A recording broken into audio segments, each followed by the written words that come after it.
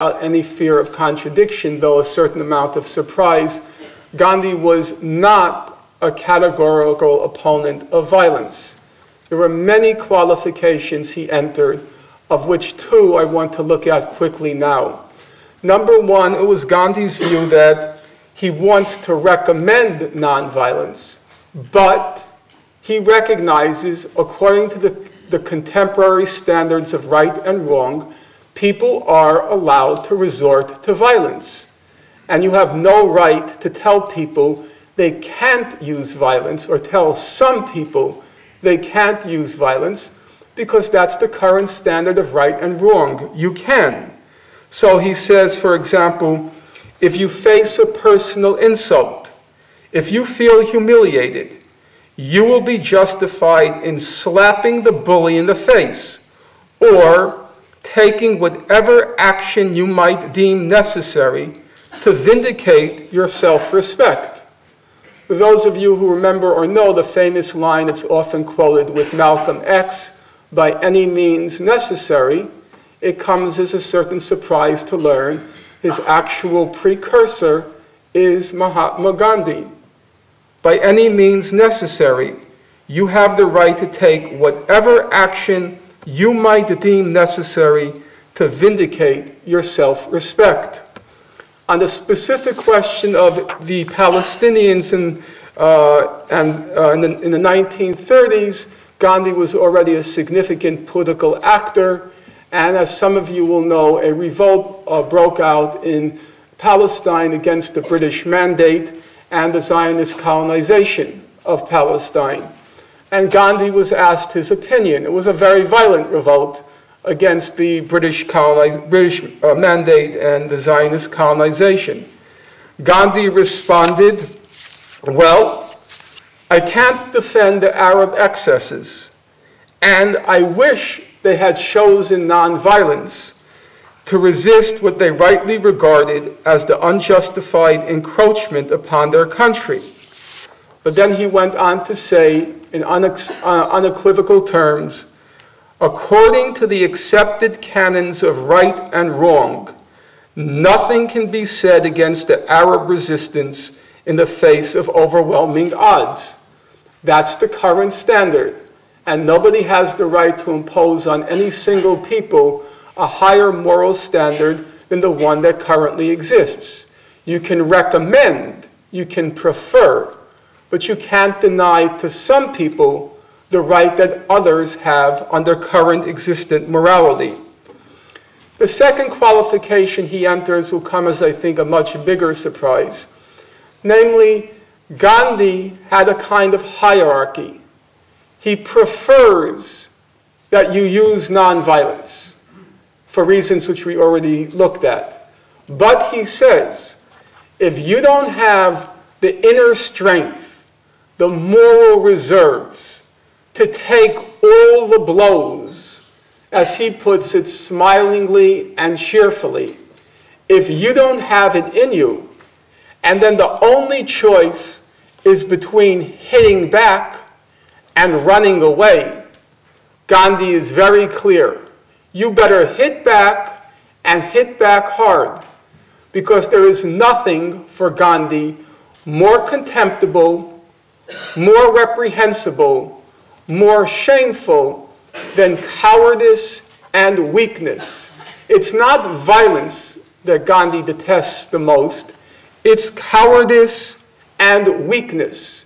If you read his writings, the words that constantly appear are manhood, manliness. Be a man, says Gandhi. Be a man at most by taking the blows. But if you can't, you better hit back and hit back hard. The fundamental thing to be borne in mind, says Gandhi, is that people should, under no circumstances, be cowardly or impotent.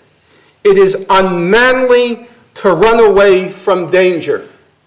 And nothing filled him with more disgust than people who used nonviolence to mask their cowardice. For those of you, or weakness, for those of you who've read Nietzsche, his genealogy of morals, He's exactly on the same page with Nietzsche on this question. Nietzsche detests those Christian ethics which weak people adopt because they don't have the courage to hit back. And Gandhi says, word for word, the exact same thing. I ask you, says Gandhi, is our nonviolence the nonviolence of the coward, the weak, the helpless, the timid? In that case, it is of no value. A weakling is a born saint. A weak person is obliged to become a saint. But we are soldiers of nonviolence, who, if the occasion demands, will lay down their lives for it. If one makes use of nonviolence in order to disguise one's weakness, it makes a coward of you. Using physical force with courage is far superior to cowardice. At least we would have attempted to act like men. I cannot stand cowardice. Let no one say when I am gone that I taught the people to be cowards. If you think my nonviolence amounts to that or leads you to that, you should reject it without hesitation.